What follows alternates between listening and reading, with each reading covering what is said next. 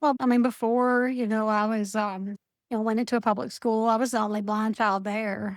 There was no assistive technology. They wasn't ready for me. And then the teacher I had, it was her first year teaching. So I'm sure she had no idea what to do when she walked into the classroom the first time. And she had a blind child, sitting front and center there. Um, but they didn't have Braille ready or anything else ready. I took more than 1 or 2 tumbles down the stairs there because I didn't they didn't know how to help me. So, it was a whole different world. I mean, yeah, I think the first accommodation I got might have been in the 5th grade when they had this, CCTV. It was a big, huge, big clunky thing that took up a whole desk. Um, and of course that belonged to the school. So upon graduation, of course, that went back to the school system. So, you kind of leave high school with nothing. And when I entered high school or college, I didn't have much except for a tape recorder at that time.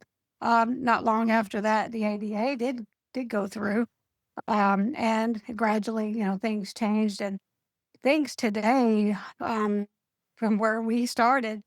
I mean, today, I mean, it's like everyday things you see when you're walking, down the street and you see a curb cut or tactile warnings or, you see a guide dog or, things like that. That's kind of a commonplace thing now that people just come to know, and it's just kind of part of the integration that we have today. So it's a whole new world from where we started, and I'm glad the youth of today, they don't have to know what it was before.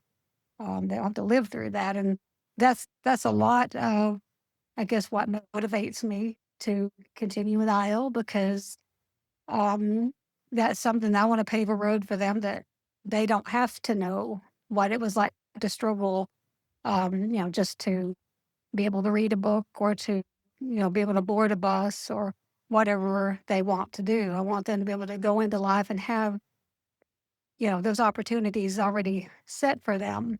And I'm sure, they'll have their own advocacy issues of their own, because it's always, I guess you'd say, an ongoing process. But I want them to go in and know that, they can do whatever they want in life and not be restricted.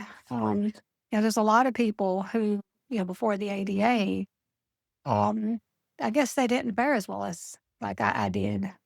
They had a lot of trouble, and you have to sometimes know how to advocate before that you even know the meaning of the word. So it's so yeah, it's really different when you've lived before and after.